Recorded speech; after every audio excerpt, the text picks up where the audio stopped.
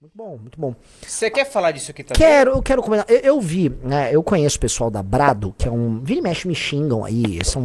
Eles adotaram aquela coisa do Olavo, muito de. Tipo, na hora de xingar, querer ser muito pesado e tal. Outro dia estavam nos xingando, até respondi eles aqui. Acho que uma mulher lá da Brado, não sei quem. Mas agora eles vão fazer uma análise sobre a montagem do partido, tá? E aí nós temos que ser bacanas aqui. Os caras fizeram uma análise. Tirando um terceiro cara que só falou groselha, o apresentador deles e a moça, cara, acho que eles têm um recado aí e a gente precisa ouvir. Vamos ouvir. Se organizar, ter um partido. Nunca conseguiu, sabe por quê? Só tem retardado à frente, só tem débil mental. E hoje nem existe mais esse movimento conservador. Foi deturpado. Existe um movimento conservador. Que é incipiente, mas infelizmente. Eu não existe. sei se Brado, eles por estão exemplo, falando tá em termos mais abertos de um movimento conservador ou eles estão falando do movimento conservador. Eu preciso lembrar disso porque no ano de 2019 o Eduardo Bolsonaro veio com o MBC, o Movimento Brasil Conservador.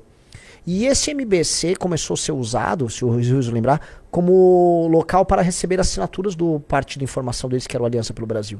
Então eles tentaram fazer, a gente era o MBL, aí eles eram o MBC. E eles tentaram copiar, tanto que eles usavam o MBC nas manifestações bolsonaristas.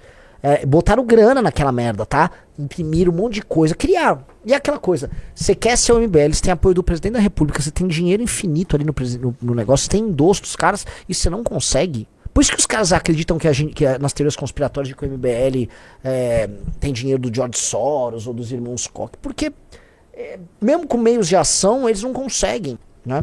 Mas vamos lá. Um movimento que poderia ser forte hoje foi deturpado pelo bolsonarismo. Falando essa falha do MBL que você quiser. Eu critico, principalmente na época da pandemia, do que eles defenderam, aquele absurdo do Estado controlando, obrigando as pessoas a tudo aquilo que você já sabe. Mas uma coisa a gente não pode negar, a organização deles. E o bolsonarismo é engraçado porque eles vivem numa bolha assim. Essa bolha leva ao fracasso. 2024 foi o grande exemplo. A gente estava aqui inclusive na bolha também, vendo que tá no mainstream e tal. E o MBL a gente não fala muito, a gente não vê, eu não sigo pessoas do MBL. Agora eu tô seguindo, desde a eleição comecei a seguir para saber o que eles estão fazendo, falando. Mas até então, até a eleição do ano passado eu não seguia. Deu o dia da eleição, a quantidade de vereadores que eles fizeram em todo o Brasil. Falando do Bolsonaro, viu? Que eles chamam. A crítica deles é diferente da nossa, né? Eles acham, por exemplo, que o Bolsonaro tentou dar um golpe, papapá, que o Bolsonaro era um fascista. É uma crítica não, a mais. gente nunca falou que o Bolsonaro é um fascista. O Bolsonaro tentou dar um golpe. Sempre tentou, sempre pensou esse horizonte golpista. E assim, bom, hoje vocês, mas muitos outros, né, são anti-Bolsonaro. Vocês dariam a chave, né, ao Bolsonaro? Você e os militares aí tenham meios de ação aí pra fazer o que quiser. Nem fudendo. Não é nem fudendo, até porque eu já fui parecido com esses caras. Mais parecida com a da esquerda. Não é parecido com a da esquerda. A esquerda jamais fala que o Bolsonaro é um traidor, vagabundo, que destruiu a luta das ruas contra a corrupção, se colocando de 4 ali pro STF com o Flávio desmontando a lava-toga. Quem alterou a correlação de forças que beneficiou a esquerda foi o Bolsonaro. A gente sempre denunciou isso. Nossa, essa crítica, você não vai ver nenhum esquerdista fazendo. O esquerdista só finge que essa discussão não existe. A gente fala que o Bolsonaro é frouxo, que nunca teve capacidade de absolutamente nada. A gente também fala, mas a gente fala que o Bolsonaro é frouxo, é burro e corrupto. Porque a burrice, ela não vai só se manifestar, vamos dizer, nas decisões burras que ele toma enfrentando o Xandão. A burrice acontece na pandemia, porque senão a gente vai fingir que o Bolsonaro não fez nada de errado na pandemia. E assim, durante a pandemia, cara, eu vou discordar, assim, parece que a gente falou alguma coisa errada na pandemia. Não, na pandemia, a decisão que todos os estados e a experiência de todos os lugares que passaram por epidemias e pandemias aí nos últimos 100 anos foi de resguardar e se proteger. E vai pra casa, se protege. É isso. Política do resguardo e da proteção. Foi assim. Passa do ponto. Lógico que passa do ponto. Lógico que o Estado passa do ponto. Mas quem disse que nós vamos endossar todas as passagens de ponto? Como aquelas pessoas que querem ficar usando, sei lá, ano de 2022, 2023, vão ficar usando máscara. O galera que criou a ideologia, né, do especialista e tal. Não. Calma aí. Agora, você tá na porra de uma pandemia, não, vai todo mundo, bota um monte de pobre no metrô, bota pobre no busão, vai trabalhar, deixa tudo aberto, o que vai acontecer? Tá? Assim, primeira coisa, primeiro passo, vamos ser prudentes, vamos fazer que a experiência humana, vai, da gripe espanhola pra cá, diz, vamos, tira o pé e tal, ou ver se vai ter danos, vai, mas é uma pandemia, cara. Igual explodir um vulcão, você vai ter danos econômicos, você vai ter, vai dar merda e muita coisa, mas você vai ter que tentar salvar as vidas ali das pessoas. Vamos tentar meios alternativos. Beleza, mas não meios alternativos propostos pelo Bolsonaro, que é um meio de retardado. Eram meios de retardado. O próprio Trump começou nessa linha e depois mudou. Prova real que nós temos, né, do interrogatório. Bolsonaro é uma vergonha. Mas resumindo a história... Mas o lance é, o Bolsonaro, MBL, o Bolsonaro foi burro também na pandemia. Foi retardado também na pandemia. Bolsonaro é uma vergonha. Mas resumindo a história, o MBL cresceu silenciosamente. O pessoal falando MBL, eles fizeram um vereador em Salvador, que é dificílimo. Já foi entrevistado aqui por nós umas 3 vezes, se não me engano, o Sandro Filho. O Sandro, vereador do MBL. Você viu o Sandro em alguma manifestação de 7 de setembro aqui no Farol da Barra? Você viu o Sandro Filho? Só um detalhe, vou terminar falando. Você viu o Sandro Filho em algum evento lá em São Paulo, lá no trio do Bolsonaro? Ai, Bolsonaro, mido! Sabe a votação do Sandro Filho? É a votação de coronel, de cacique da política. Aliás, que caciques da política e coronéis almejam há anos esse número de votos aí que teve o Sandro Filho. 12 mil votos. Em Salvador. Uma eleição para vereador em Salvador que é dificílimo. O cara tá certíssimo, tá? Ele é de Salvador, entende da política local. A votação do Sandro, sem puxar saco pro Bolsonaro, o que o Sandro fez foi épico. Pode dar o play. Dificílimo. Aí eu pergunto mais uma vez, você viu o Sandro fazendo alguma firula dessas aí? Eles crescem silenciosamente. A prova real que esse negócio do bolsonarismo tá derretendo. O MBL tá fazendo, fez em São Paulo uma das mais votadas, a Amanda Vettorazzo. Aliás, eu tenho aqui, critico o MBL, mas eu tenho que elogiar, a atuação dela é fantástica. Eu não vi até agora uma pauta negativa dessa Amanda Vettorazzo. Incrivelmente superior às bolsonaristas, por exemplo. Ela teve uma votação muito grande em São Paulo, MBL. Tava lá nas manifestações, aliás, eles xingam de tudo quanto é nome também o Bolsonaro. Então é uma bolha que eu tento ficar longe, fora, constantemente. E essa bolha engana as pessoas. Por muito tempo eu ouvi, desde 2021, 2022, inclusive eu criticando esses caras, que o MBL já morreu e pá. Esses caras estão trabalhando. Resumindo aqui o meu comentário, eles conseguiram fazer o partido deles. O MBL, que segundo o Eduardo Bolsonaro era um vexame, fracasso. O partido que seu pai conseguiu, com muito mais apoio do povo. Qual o partido que seu pai conseguiu, Eduardo? Cadê o Aliança pelo Brasil? Aí vocês ficam falando dos jovens lá do MBL, pra não dizer outra coisa, com todas as críticas que tenho pra fazer, do que eles acreditam, do que eles defendem, eu discordo, mas eles são organizados e crescem silenciosamente. Eu não duvido que ano que vem eles façam um deputado estadual e um deputado federal. Aqui na Bahia, viu? Tirando outros lugares do Brasil, principalmente no Sul, que eles crescem. Que outro movimento conservador no Brasil, direita, tem essa quantidade de jovens que apoiam? O Bolsonaro nunca teve. O MBL tá aí, tem jovem de 14, 15 anos, que tá tirando agora, que vai fazer 16, tira o título de eleitor, que não é obrigado, né, com essa idade, mas tira o título pra votar nos candidatos deles. É o que aconteceu com o Sandro Filho aqui em Salvador. Muitos jovens, o evento MBL em Salvador, eu uso Salvador como exemplo, porque, como todo mundo sabe, é a cabeça, né, desse comunismo no Brasil, é uma hegemonia de esquerda, é difícil o voto de opinião aqui, tô falando do voto MBL de opinião. O evento MBL fez aqui em Salvador, deu mais de 300 pessoas no auditório do hotel lá, lotou. Enquanto isso tem gente achando que, rapaz, bolsonarismo é uma bolha, engana. Quantos vereadores o Bolsonaro fez? O MPL aqui em Salvador, por exemplo. Foram 2 que mal colocaram a foto do Bolsonaro. A Aleluia e o César Leite. E os outros todos que botaram lá firula, vídeo, o Ex-MBL também, não é? Uhum. Bolsonaro, música, foram a São Paulo, não sei o que, aquela coisa toda, tiveram uma votação, infelizmente, muito abaixo do esperado. É a realidade, bicho. Enquanto o Sandro Filho teve 12 mil votos, e eu mesmo, mordi minha língua, quando me perguntavam, a gente fazia o bolão das candidaturas, eu colocava o Sandro com 6 mil, 7 mil votos. Eu colocava com menos, eu dizia, aí não vai ter não, ele foi muito agressivo. E a gente na nossa bolha, né, achando que o cara não aparece pra gente e não aparece pra nada. Voto de opinião, gente. Porque tem muito político aí, vereador, que tem 9 mil votos, mas que gastou 5 milhões de reais pra fazer uma campanha, dando dinheiro pra todo mundo, todas as lideranças e tal, e teve 9 mil votos.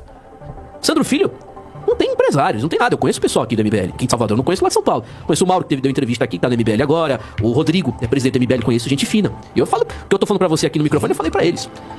Eles estão trabalhando silenciosamente. Presidente do MBL? Gente, não existe esse. Eu nem me considero presidente do MBL. Formalmente sou, mas não existe outros presidentes, não. Acho que ele deve estar falando com o coordenador ali, junto com o time. Já tem o partido deles. Enquanto o movimento conservador brasileiro, o que o Olavo defendeu pra ser organizado, tem um partido, nunca conseguiu, sabe por quê?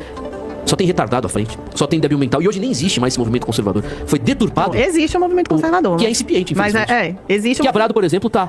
Mas um movimento que poderia ser forte hoje foi deturpado pelo bolsonarismo.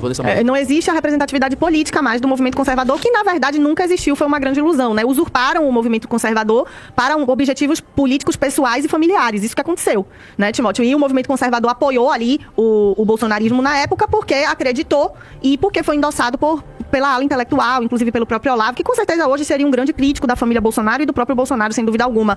Mas a gente está diante, Timóteo, de um fenômeno. Eu sempre venho falando, assim, eu tenho duras críticas ao MBL em diversos momentos. Não concordo com muita gente que está dentro do MBL, não concordo com muitas posturas do próprio MBL, porém, a gente precisa deixar muito claro aqui que pessoas boas existem em todos os lugares. Se a gente pegar a Amanda Vettorazzo lá em São Paulo e pegar a Sonaira, candidata bolsonarista, ou até mesmo a cubana, né, a Zoe Martins, dela, e pega essas 3 mulheres, já que a galera gosta dessa enaltecer aí a mulherada, bota essas 3 figuras políticas aí. Qual é a que tem maior valor em São Paulo hoje?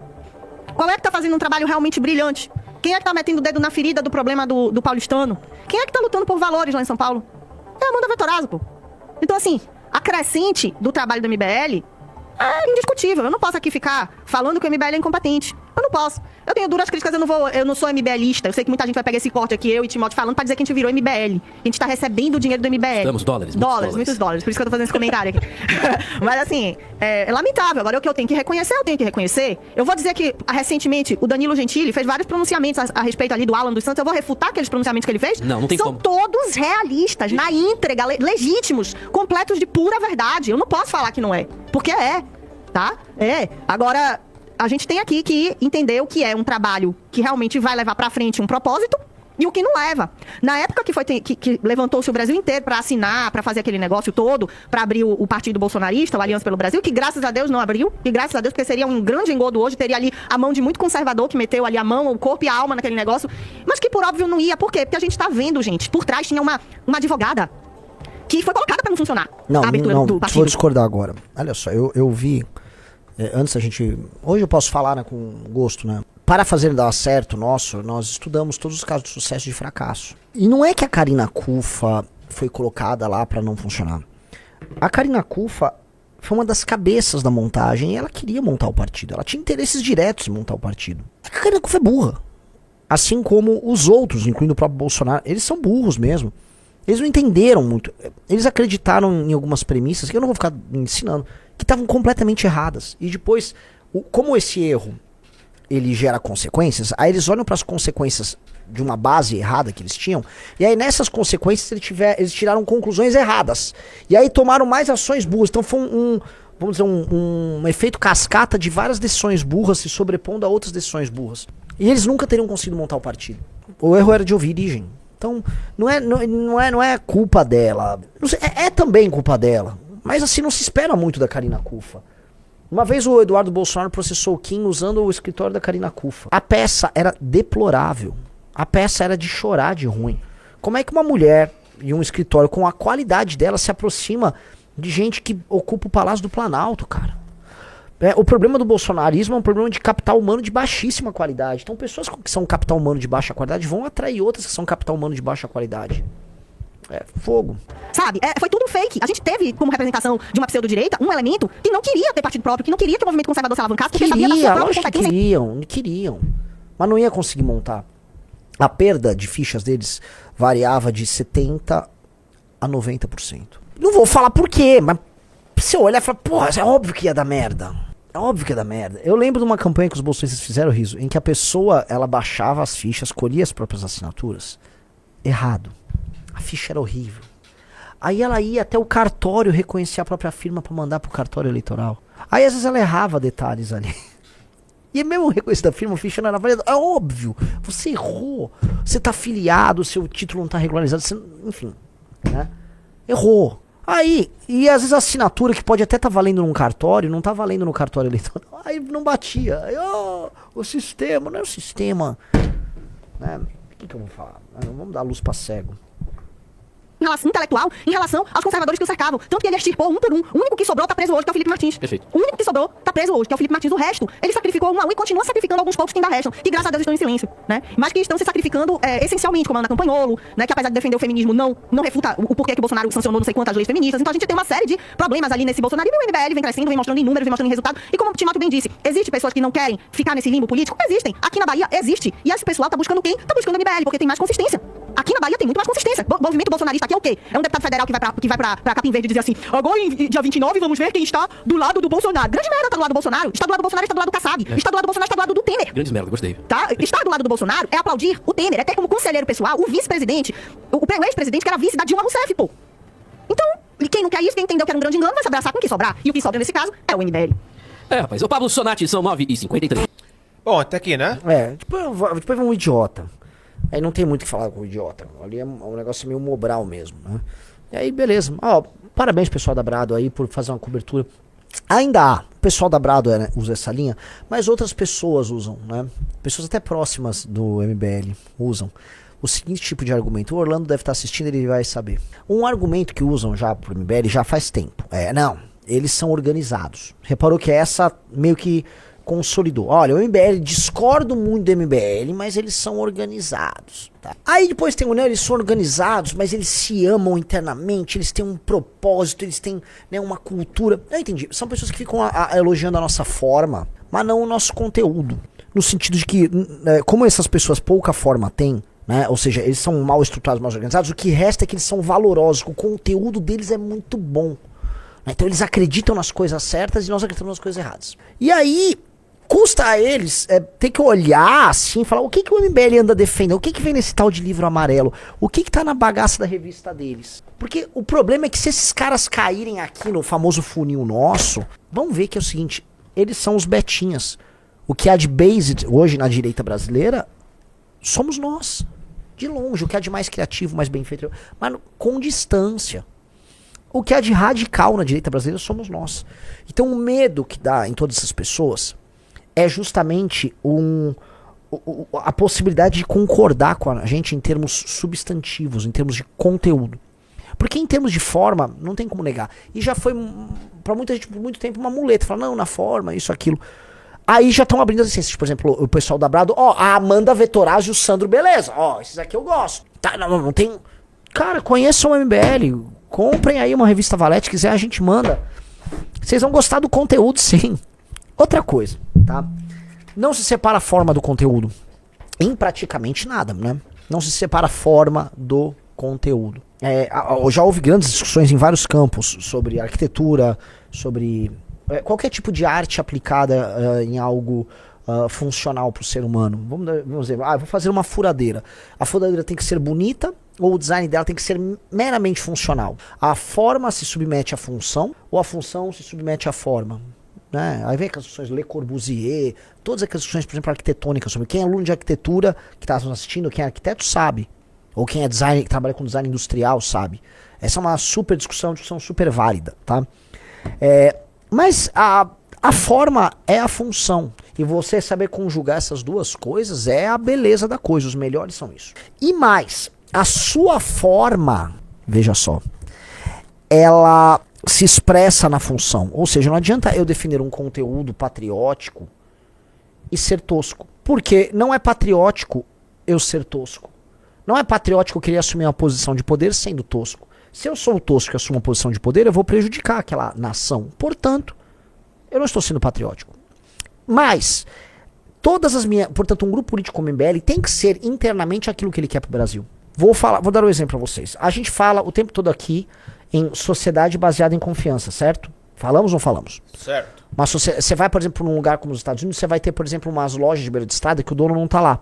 Aí ele deixa vendendo, por exemplo, algumas frutas ou alguns produtos a céu aberto, exposto. E aí uma caixinha que você deixa o dinheiro lá ou você passa o cartão, entendeu, Riso? Sim. Isso, você imagina isso aqui? Não. Isso acontece no Japão, isso tem na China, eu vi isso na Europa. Porque são sociedades baseadas em confiança. Você vai deixar o seu carro de porta aberta na frente da sua casa e ninguém vai roubar seu carro. Você confia na sua comunidade. O MBL é construído como uma sociedade baseada em confiança. As pessoas confiam mutuamente, por mais que a gente tenha traições de figuras políticas. E onde isso se expressa? Veja, durante a montagem da missão, olha que legal. Em algum momento, a gente não tinha pessoas em número suficiente na estrutura da missão para entregar as fichas nos cartórios. E tem coisa mais valiosa para nós do que a ficha. A ficha transformada em lote era o resultado final do nosso trabalho. Ou seja, a gente coletou, recebeu, processou internamente, transformou em lote, organizou, fez mutirão para no final aquilo virar um pacote de papel pardo, cheio de fichas dentro, a serem entregues por alguém num cartório. Se a gente dá, às vezes, 10 mil, 3 mil, 2 mil fichas para alguém, alguém pode pegar alguém internamente e ser relapso, roubar, ou pegar, tô com isso na mão, me dá um dinheiro. Estamos no Brasil. Isso não aconteceu. A gente fez uma convocação de militantes, alunos da Academia MBL, e eu tô falando aqui para todo mundo na câmera. As pessoas pegaram esses lotes, gente que nunca nos viu pessoalmente, mas que confia no projeto. Pegaram esses documentos, essas fichas, E às vezes percorrer uns 100 quilômetros de carro sem a gente pagar nada pra pessoa. Pra levar nos cartórios e protocolar. Isso aconteceu em milhares de cartórios que nós fizemos entrega no Brasil. Milhares. É sobre isso. Nós somos a sociedade baseada em confiança que nós queremos fazer o Brasil. Nós somos um grupo baseado em mérito que nós queremos tornar o Brasil. Então nós somos internamente, ou seja, a nossa forma de ser, ela é o conteúdo que nós queremos implementar no Brasil. Não adianta eu, dentro da minha estrutura, ser uma coisa, aí eu chego no poder e vou ser outra. Ou seja, um partido do Valdemar da Costa Neto, ou um partido como o PT, que são viciados na sua forma, eles vão chegar no poder e eles vão reproduzir o seu sistema de relações. Eles vão reproduzir sua cultura interna, porque é isso que esses caras fazem, porque eles não conhecem outra cultura interna. Então não adianta chegar pra mim e falar, não, o Tarcísio vai se juntar com o Ciro Nogueira, com os caras do Pepuni, e com o Bolsonaro, e com o Valdemar, e vai fazer um governaço, vai acabar com a compra de voto. Não vai! A gente mesmo achou, não, o Kim vai concorrer pelo União Brasil, não era Pepuni ainda. E pô, vai dar pra... Não, só do Kim mostrar que ele era intransigente com a putaria, o que rolou? Descartaram a candidatura do Kim assim, ó. Então, dica pra todo mundo, o MBL vai mudar o Brasil porque estruturalmente o MBL e a missão são o que o Brasil precisa ser. Nós somos hierárquicos como o Brasil precisa ser, nós somos meritocráticos como o Brasil precisa ser, nós damos o espaço e o valor para as pessoas inteligentes, para que elas expressem suas ideias aqui, como o Brasil precisa ser. Nós estamos presentes em todo o território nacional, como o Brasil precisa ser. Nós formamos bem as nossas bases, como o Brasil precisa ser. Nós somos intolerantes à invasão de vagabundo, como o Brasil precisa ser. Nós somos o que o Brasil precisa ser. Se a gente agir internamente assim, nós vamos transformar o Brasil. Não pense que alguém que não tenha na sua forma essas qualidades vai mudar. Então não adianta, no geral, que agora tem figuras da direita, em geral, que elogia a nossa organização, achar que, beleza, eles são bons para ser organizados. Não, o nosso conteúdo é melhor também. E não ser organizado significa que você não acredita no seu conteúdo.